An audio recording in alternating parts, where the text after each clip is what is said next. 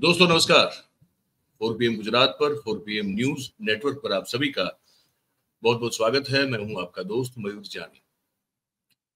दोस्तों आज इस कार्यक्रम में हम एक ऐसे मुद्दे पर बात करने वाले हैं जिसकी जो इस बात की शुरुआत जो है कुछ साल पहले हुई थी। भारतीय जनता पार्टी के सुप्रीम लीडर मोदी साहब हो या उनके जितने भी मंत्रीगण के लोग हों या प्रवक्ता हों, सब जो हैं वो एक कहते हैं ना कि मजाक उड़ाया करते थे, रिडिक्यूल किया करते थे राहुल गांधी को, ये कह के कि भाई ये थोड़ी कोई फुल टाइम पॉलिटिशियन है ना। ये तो जब मर्जी होती है, चुनाव आते हैं तब निकलते हैं बाहर, बाकी तो घूमते रहते हैं, कहीं ना कहीं इटली चले जाते हैं या तो कहीं कहीं और चले जाते हैं। ये सब ताने जो है मारे जाते थे। अब उसके बाद ये हुआ कि जब पहली वो भारत जोड़ो यात्रा प्लान की गई, तब भी लोगों के मन में ये नहीं था कि ये सही में इतना ज्यादा बड़ा प्रभाव इसका खड़ा हो जाएगा। और उसके बाद से हम लगातार देख रहे हैं कि राहुल गांधी ऑब्वियसली एक पूरी तरह से फुल टाइम पॉलिटिशियन के रूप में नजर आ रहे हैं। अब पॉलिटिशियन शब्द मैं उनके लिए थोड़ा जो है मुझे लगता है कि उनकी जो है उनको जस्टिफाई नहीं करता है, लेकिन आम बोलचाल की भाषा में अगर कहना हो तो पूरी तरह से पूर्ण रूप से वो राजनीति में जो है अपने आप को समर्पित करते हुए नजर आते हैं। अब ये होने से क्या हुआ और ये कैसे हुआ, ये भी समझना जरूरी है। तो हमने कहा कि गर्ग साहब को हम आमंत्रित करते हैं और उन्हीं से जो है वो कैसे देख रहे हैं ये जो ट्रांसफॉर्मेशन है उसको, वो जो ताना मारा था उसका फिर क्या भारतीय जनता पार्टी को परिणाम भुगतना पड़ रहा है उसको, और ओवरऑल राहुल गांधी के ट्रांसफॉर्मेशन के बाद अब वो आगे कैसे देखते हैं, इस सब चीजों को समझने के लिए हमने गर्ग साहब को आमंत्रित किया हुआ है। तो हम उनको हमारे साथ जोड़ देते हैं और स्वागत करते हैं। सर नमस्कार। प्रणाम सर। तो आपने सुना कि मैंने भूमिका में प्रस्तावना में जो कहा है, तो सर कैसे कैसे इसको आप देखते हैं, इस पूरी बात, ये पूरा मामला जो इसको? मैं देखता हूं कि ये कोई ट्रांसफॉर्मेशन नहीं है। जी। दो चीजें हुई हैं। एक तो 2019 के चुनाव का जो परिणाम था बहुत ही डिप्रेसिंग था पूरे, क्योंकि वो लीडर कांग्रेस के अध्यक्ष थे राहुल गांधी, जी। और कांग्रेस के अंदर एक ग्रुप ऑफ 23 बन गया था। और दो चीजें हो रही थी। हमारे दर्शकों को ये समझना जरूरी है कि एक आदमी जब पूरी तरह कॉर्नर कर दिया जाता है तो राख में से कैदा पैदा होता है। जी। तो ये ट्रांसफॉर्मेशन नहीं है, ये पुनर्जन्म है। जी। 2019 के पराजय पर राहुल गांधी पर कांग्रेस ने के अंदर से सबसे ज्यादा हमले हुए, बिल्कुल। और कपिल सिब्बल का जो घर था वो कांग्रेस के नाराज लोगों का मक्का बना हुआ था या केदारनाथ बना हुआ था जी। या रोम बना हुआ था। और उसमें सारे लोग थे जो, मतलब उसमें मनीष तिवारी भी थे और गुलाम नबी आजाद भी थे, आनंद शर्मा भी थे, और 22-23 लोग थे। और राहुल गांधी पर खुलकर अटैक हो रहे थे, लिखा जा रहा था उनके खिलाफ। कांग्रेस के एक संजय झा हैं, उन्होंने जम के लिखा। मैं बहुत सारे लोगों के नाम ले सकता हूं कि जिन्होंने एक कैंपेन चलाया, बिल्कुल। और कपिल सिब्बल भी थे। और उसमें जो मुख्य आरोप था कि ये एक पारिवारिक पार्टी है और ये बंद कमरों से आंदोलन चलाती है, सड़कों पर नहीं है। बिल्कुल। और 2019 के चुनाव में प्रियंका गांधी को उत्तर प्रदेश दिया था, पूर्वी उत्तर प्रदेश की 41 सीट दी थी। तो वो अमेठी भी नहीं बचा पाई थी। और ज्योतिरादित्य सिंधिया पश्चिमी उत्तर प्रदेश की सीटों पर थे, तो वो पश्चिमी उत्तर प्रदेश में भी सफाया हो गया और वो खुद की गुना की सीट भी हार गए, जो मध्य प्रदेश में। और मोदी जी का 2019 में सत्ता में आने के बाद कांग्रेस पर आक्रमण बढ़ गया। तो कांग्रेस मुक्त भारत, और उन्होंने राहुल गांधी को लेकर सबसे ज्यादा आक्रमण किए, परिवार को लेकर, राहुल को लेकर।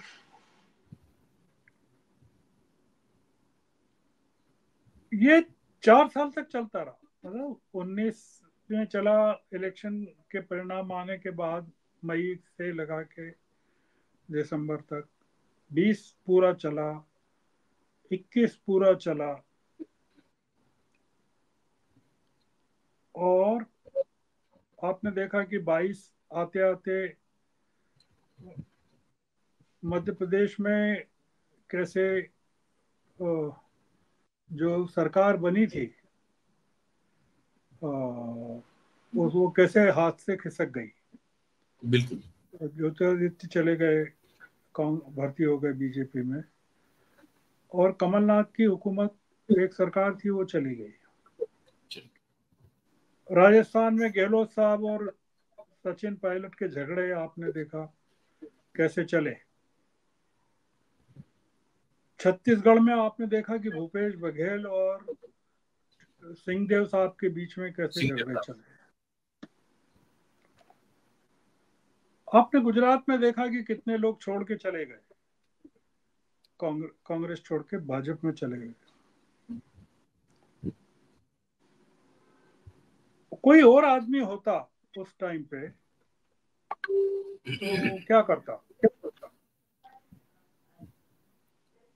जो इस तरह के अंदर से आक्रमण, बाहर से आक्रमण, आपके जो साथी सीनियर लोग हैं उनका आपको, वो आपको पूरी तरह से सेबोटाज कर रहे हैं या लेट डाउन कर रहे हैं।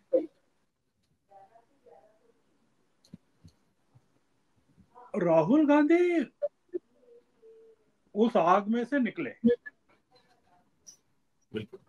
अब हमको ये नहीं पता है कि वो कैसे निकले होंगे, क्योंकि हम जब बात कर रहे हैं तो हम एक ट्रांसफॉर्म्ड राहुल गांधी को देख रहे हैं। हमको लग रहा है अरे ये क्या, ये कहाँ था यार आदमी, ये तो पप्पू था। और नरेंद्र मोदी भाई ने उसको पप्पू साबित कर दिया था।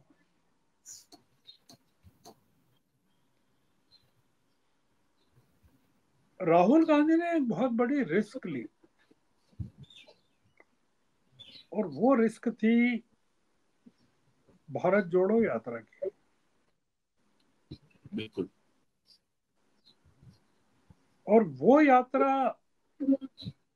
जब चालू हुई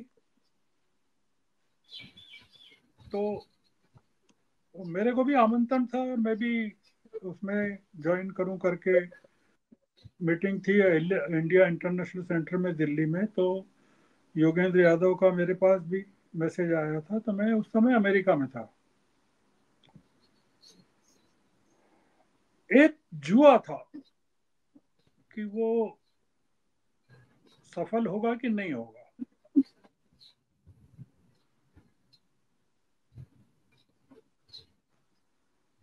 और वो बहुत ही बुद्धिमानी पूर्वक दक्षिण से शुरू किया, बिल्कुल। क्योंकि अगर पहली यात्रा नॉर्थ में होती तो मणिपुर में बीजेपी, त्रिपुरा में बीजेपी, असम में बीजेपी,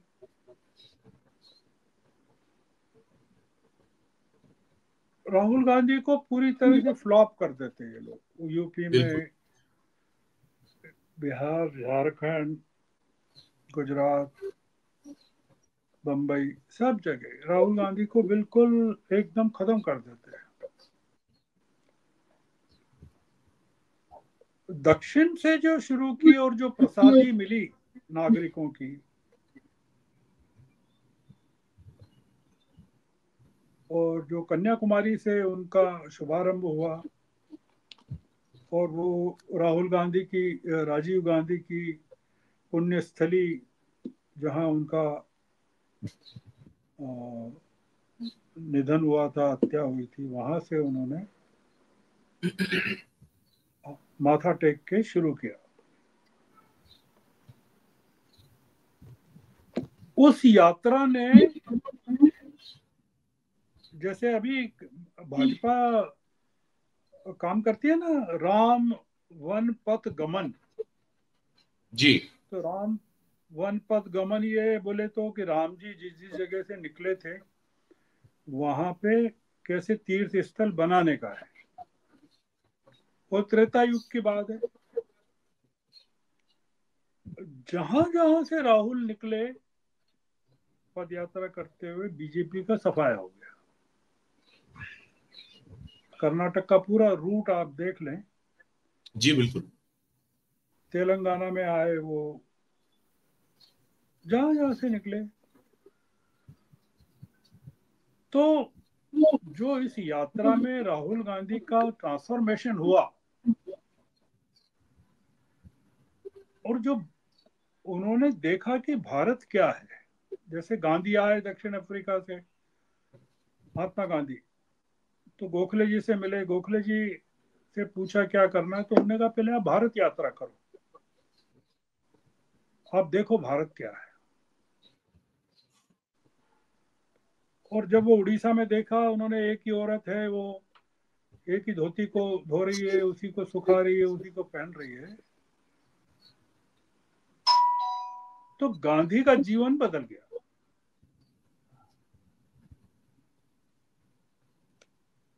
और शंकराचार्य भी केरल से निकल के उत्तर में आए थे।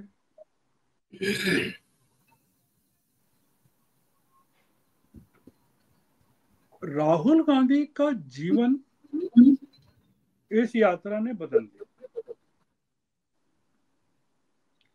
और उनको समझ में आया कि जिस भारत को वो दिल्ली में बैठ के देख रहे थे, और जिस भारत को नरेंद्र भाई देखते हैं दिल्ली में बैठ के, वो अलग है।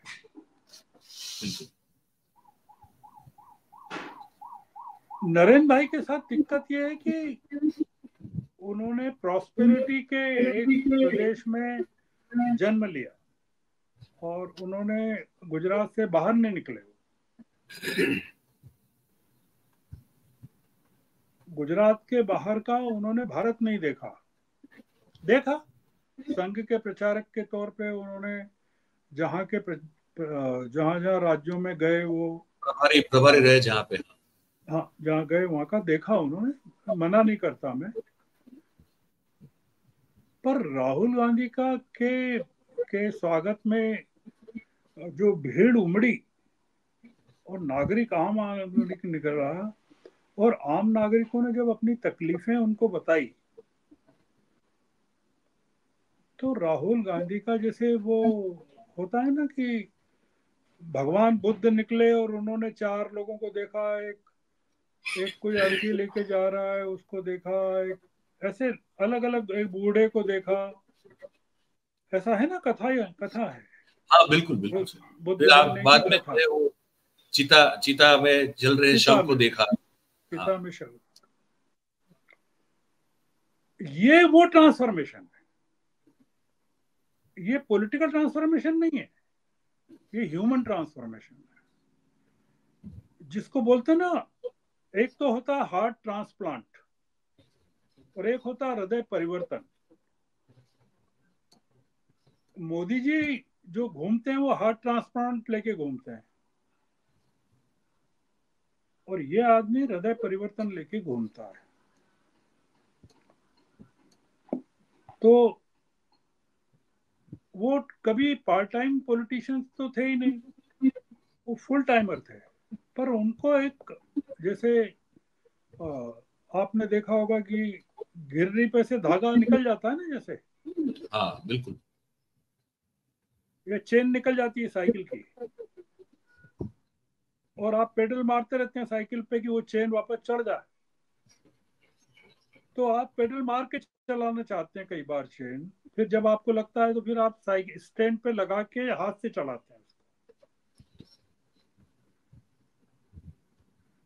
राहुल गांधी ने कहा यार ये तो पैदल चल के चेन चढ़ाना पड़ेगी। तो उन्होंने अपने कपड़े बदल दिए, अपना खान पान बदल दिया, अपना जीवन बदल दिया, और सड़कों को घर बना लिया।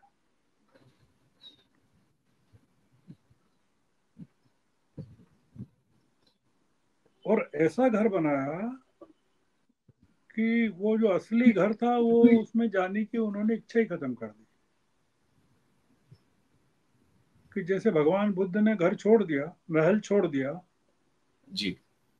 तो फिर वो गए नहीं लौट के, या महावीर ने छोड़ दिया। हालांकि बुद्ध और महावीर से तुलना नहीं कर सकते क्योंकि वो तो बहुत अलग लोग थे। वो अलग लोग। मैं केवल एक सिमिली के तौर पर इस्तेमाल कर, मैं उनको, राहुल को बुद्ध और वो महावीर नहीं मानता, मैं पर उनको एक परिव्राजक मानता हूँ, जो जिसने तय किया भटकना है और भारत को प्राप्त करना है। पहले भारत को जानने की बात थी, अब भारत को प्राप्त करने की बात, ये फर्क है। आप इसीलिए देखते हैं कि 52 सीट से 99 सीट हो जाती है, ये कमाल है। इतनी स्टेट मशीनरी, इतना दमन, इतना पैसा, इतना आतंक, इतने प्रतिबंध, इतने मुकदमे, इतनी जेल की धमकी, और उसके बावजूद अगर ये सब नहीं होता तो आप सोचिए कि कितनी सीटें होती। बिल्कुल सर। और उसमें इनकी 52 से 99 हो गई, और उनकी 303 से 240 हो गई। 20% उनकी सीटें कम हो गई। जो हिंदुत्व के प्रदेश थे, 100% हिंदू, उत्तर प्रदेश, महाराष्ट्र, उसमें बिल्कुल बैंड बज गया। वो समझ नहीं पाए कि जमीन कैसे कैसे खसक गई। भूकंप आ गया, सुनामी आ गई, महाराष्ट्र में हार हो गई, उत्तर प्रदेश में हो गई, हरियाणा में बुरी तरह हार हो गई, बंगाल में सफाया हो गया, बिहार में 10 सीटें कम हो गई, 8-9 सीटें, 10 सीटें, राजस्थान में कम हुई। और राजस्थान में सबसे बड़ा धक्का लगा। नरेंद्र भाई इस धक्के के लिए तैयार नहीं थे।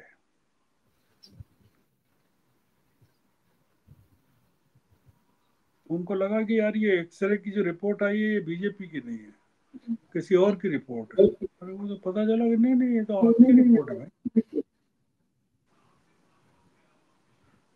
तो अब क्या है, जो सीन है वो ये कि राहुल गांधी अब रुकेंगे नहीं,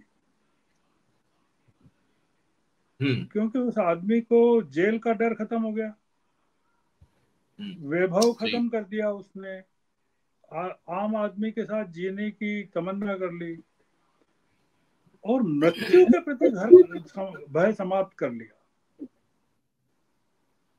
नरेंद्र भाई तीनों से डरते हैं। चाय बेचने वाला वैभव में चला गया,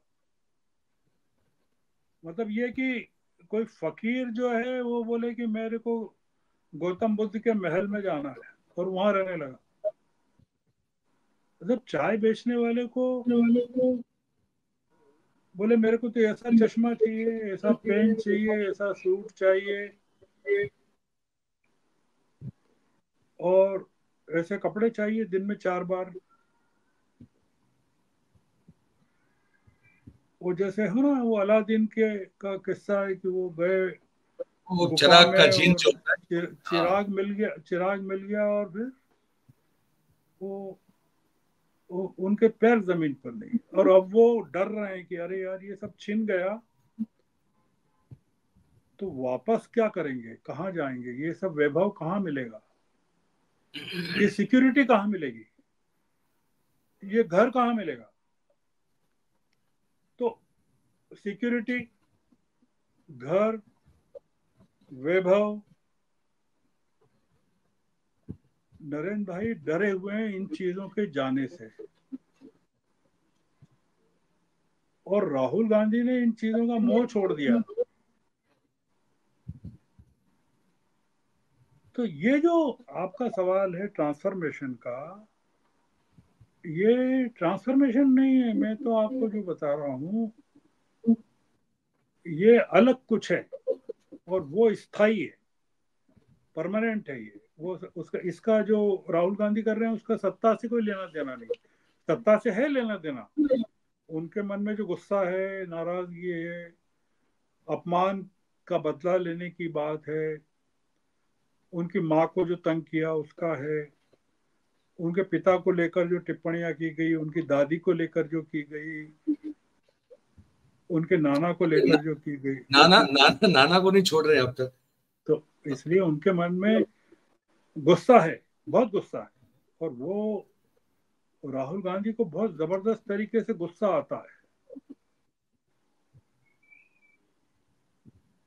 और वो गुस्सा बहुत ज्यादा आता है। मतलब अभी मणिपुर में प्रेस कॉन्फ्रेंस में अगर उसका विजुअल आप देखें तो कैसा गुस्सा हो गया एक पत्रकार पर वो।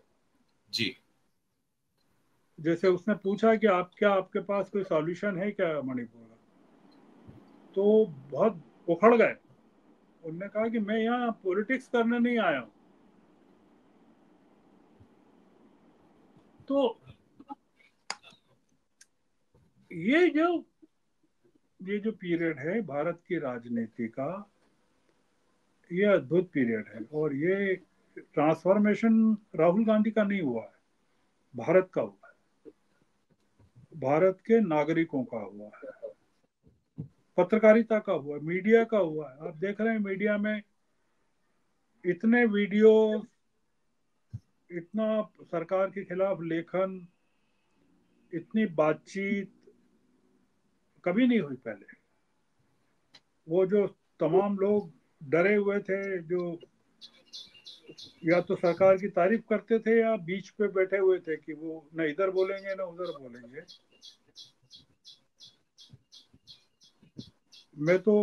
मैंने कुछ लोगों के साथ डिबेट में पार्टिसिपेट करना इसलिए बंद कर दिया, बोल दिया एंकर्स को कि ये अगर है तो मैं नहीं आना, मेरे को नहीं आना है,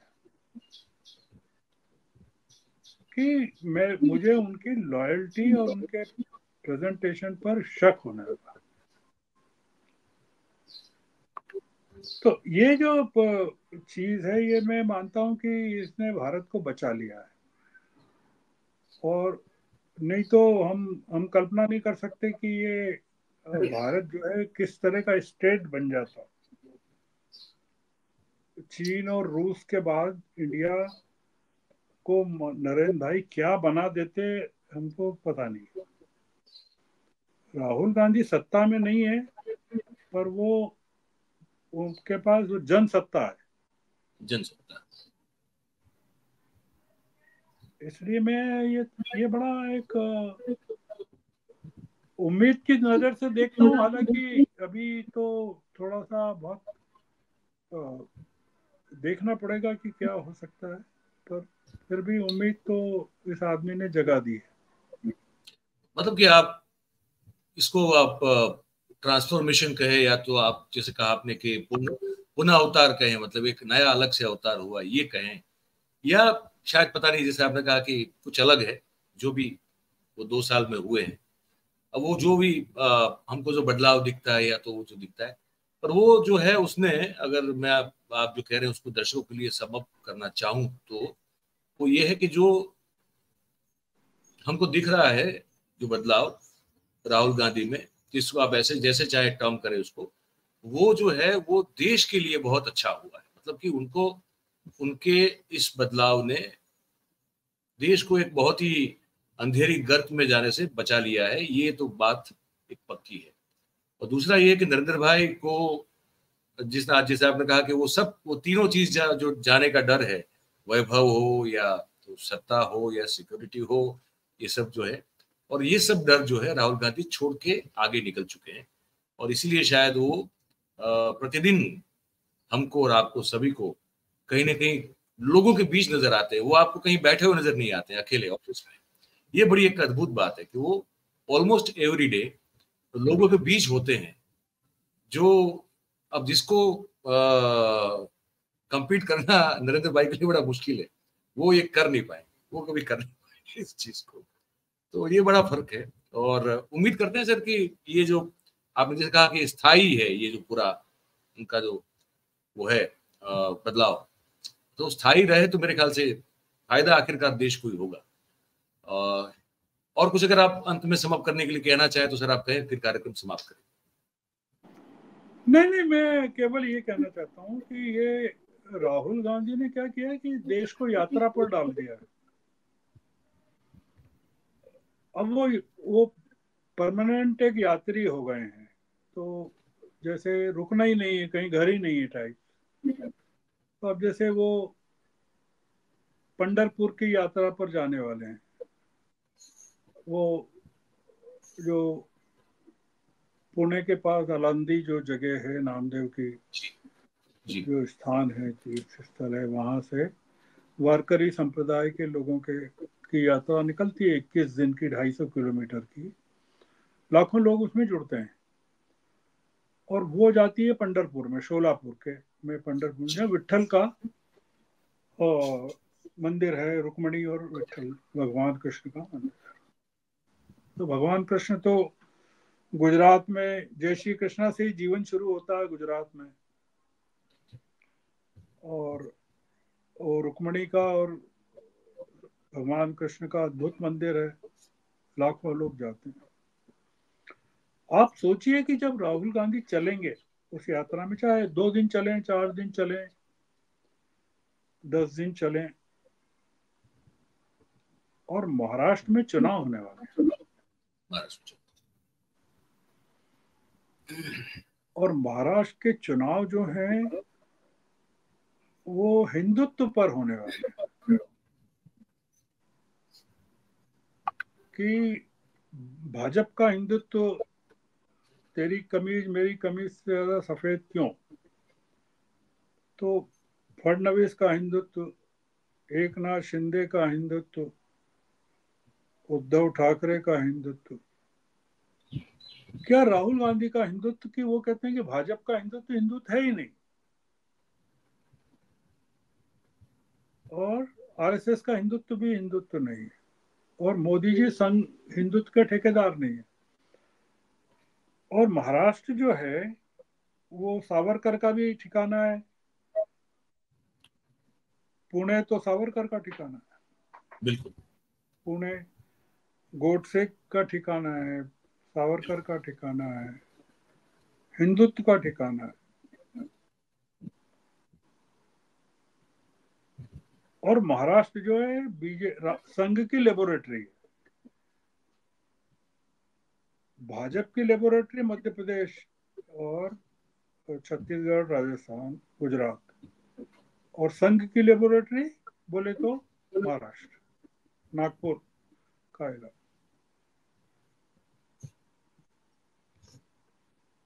धमाल मच जाएगा महाराष्ट्र में अगर सरकार उलट गई, अभी जैसा परिणाम आए।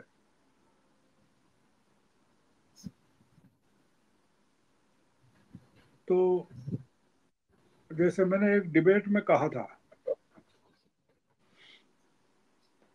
कि राहुल गांधी भाजपा की छत नहीं गिरा रहे हैं अभी,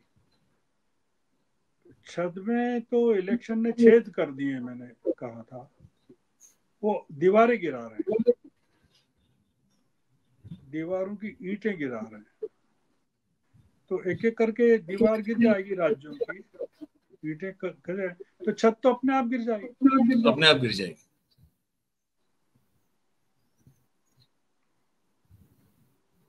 ये जो चल रहा है, घबरा गए हैं नरेंद्र भाई एकदम। उनके चेहरे पर आप देखिए, उनकी चाल में देखिए, उनके कपड़ों में देखिए।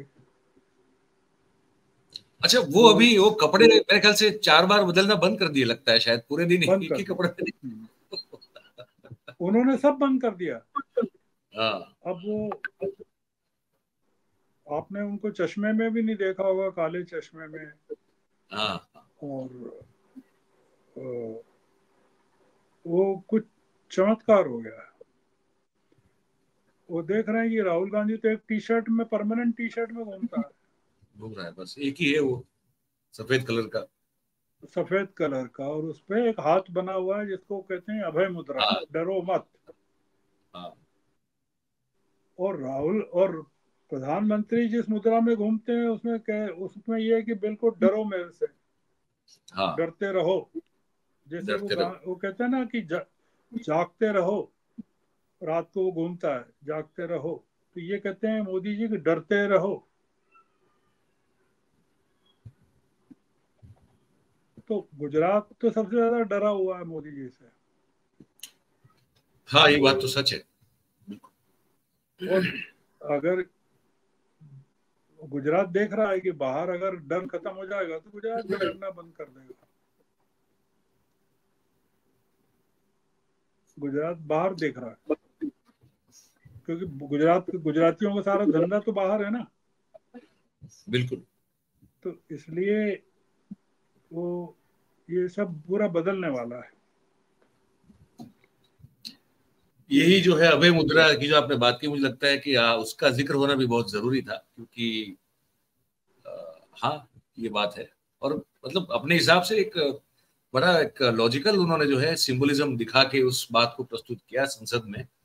और ये भी जो मतलब फिर तो बहुत लंबी हो जाएगी, लेकिन मैं ये कहना चाहता था कि ऐसा हमला मोदी साहब ने अपने पूरे जीवन काल में किसी भी सदन में अपने मतलब बैठ के सहन नहीं किया है। इसको ये उनकी ये उनके जीवन का पहला ये किस्सा था।